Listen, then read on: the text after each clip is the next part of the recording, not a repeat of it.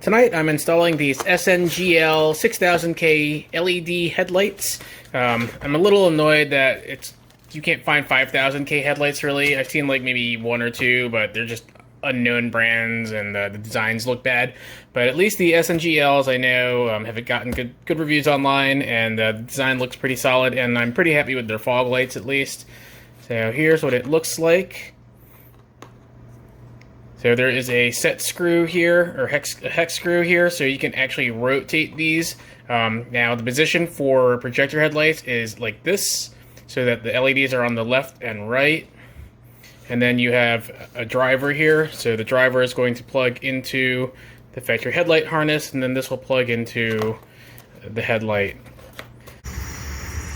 So I've used the extra set screw and I installed it on the other side, that way this ring definitely does not move. An important note here, if you've watched my Kensun HID video, you would have seen that I had to install the bulbs with the small tab facing down and then do a weird jiggle to get it to fit. These new SNGL LED bulbs will fit properly with the small tab facing up. So I'm going to install it with the tab up, and that should keep the LEDs oriented so that they are facing out to the left and right. I will tell you right now, it is a pretty tight fit to get it in there. I mean, the tabs will fit, but like it'll be tough to actually get it to squeeze and rotate, because the rubber ring here, I think, is going to really press up against the inside of the headlight housing, and it'll feel like it's really tight. That's also why I ended up installing the other set screw on here, because even though I tightened down the one by itself, as soon as I tried to turn it to get it to twist into place, the ring did rotate on me. And there it is, installed properly. You'll be able to tell if the orientation of the bulb is correct, because the wire should be at the 12 o'clock position like this. Okay, so now I'm going to install the headlight driver here. I'm just going to plug it in just to make sure everything works. So if you look here, it is polarized. You can see the minus and plus sign. All you have to do is look on the factory harness. The white wire with black stripe is negative. The red wire is positive. And then once you hook that up, just hook up the other end here to the headlight itself. Now, quick note, this would not go into the harness here because these pins in the middle were actually bent inwards a little bit, so I had to straighten them out. So if you have difficulty trying to get it to snap into place, make sure these pins are straight.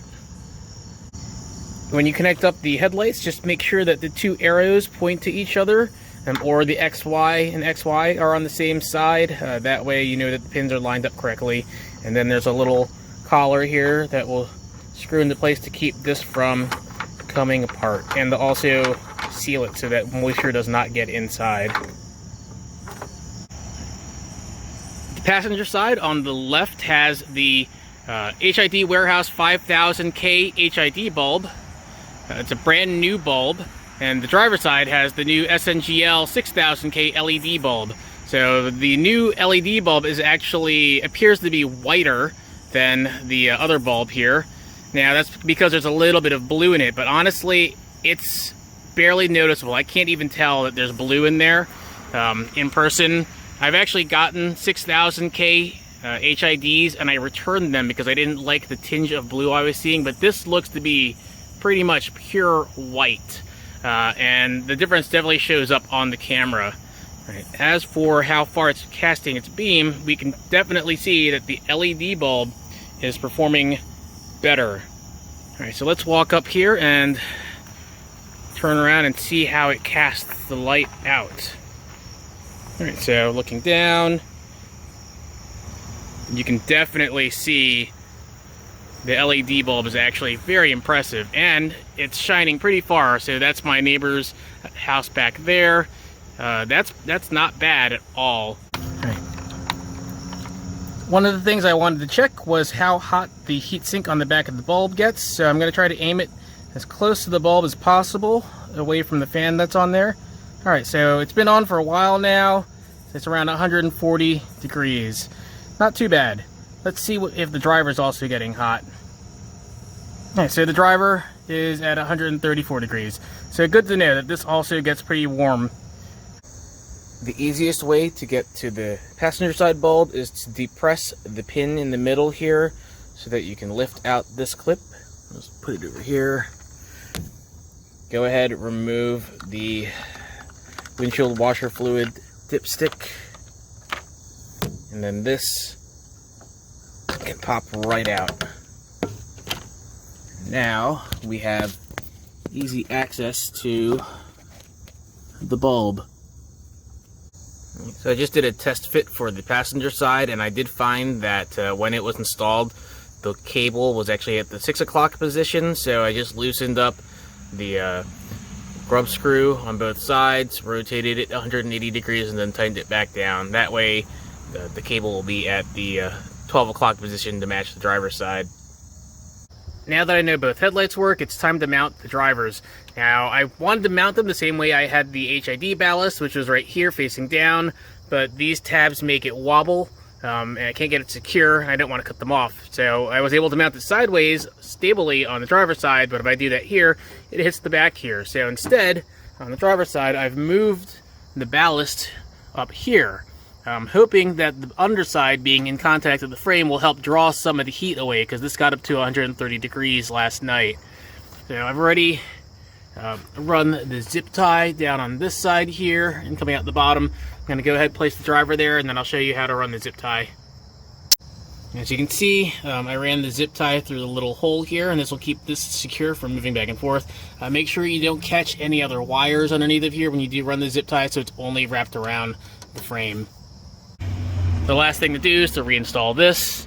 So just put it over here and then wobble it back and forth until it pops into place.